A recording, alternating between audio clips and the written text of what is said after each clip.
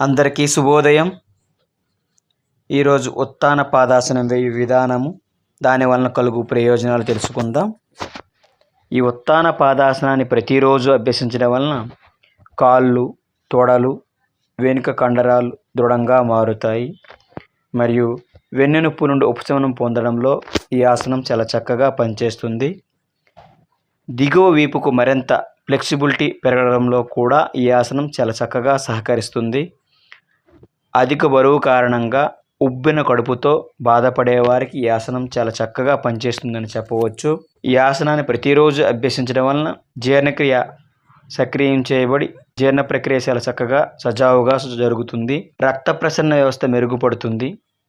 అలాగే అజీర్ణం, gas, acidity, మలబద్ధకం వంటి జీర్ణ సంబంధిత సమస్యలు తగ్గించడంలో ఈ ఆసనం చాలా చక్కగా పనిచేస్తుందని కూడా చెప్పవచ్చు. ఇప్పుడు ఉత్తాన పాదాసన లూజనింగ్ ప్రాక్టీస్ చేద్దాం. ముందుగా ఉత్తాన పాదాసన లూజనింగ్ ప్రాక్టీస్ చేసి ఉత్తాన పాదాసనం వేద్దాం. అలా వెళ్ళకలా పడుకోండి.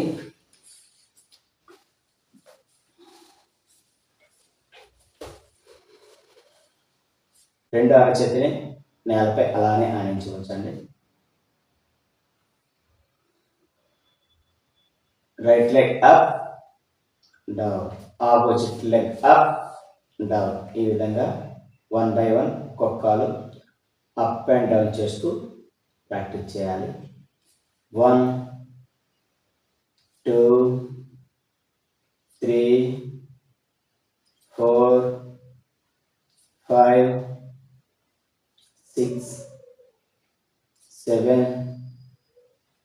8 9 10 11 12 13 14 15 16 17 18 19 20. రిలాక్స్. ఇప్పుడు రెండు అరచేతుల్ని పిరుదుల కింది భాగంలో అలా తీసుకురండి. ఇప్పుడు రెండు కాళ్ళు సుమారుగా 30 degrees యాంగిల్ పైకి లేపుతూ అలా మళ్ళా యథాస్థానం తీసుకొస్తూ ఉండాలి. 1 2 3 4 5 6 7 8 9 10 11 12 13 14 15 16 17 18 19 20. రిలాక్స్.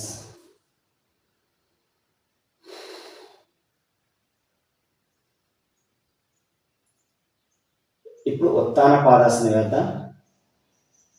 మళ్ళా రెండు అరచేతుల్ని అలా పిరుదుల కింది భాగంలో తీసుకురండి. ఇప్పుడు రెండు కాళ్ళని సుమారుగా 30 degrees యాంగిల్లో పైకి లేపి అలా కొంత సమయం ఉండాలి. ఈ స్థితిలో సాధారణ శ్వాసలో ఉండాలి. రెడీ? 1 2 3 4 5 6 7 8 9 10 11 12 13 14 15 16 17 18 19 20 21 22 23 24 25 26 27 28 29 30. రిలాక్స్.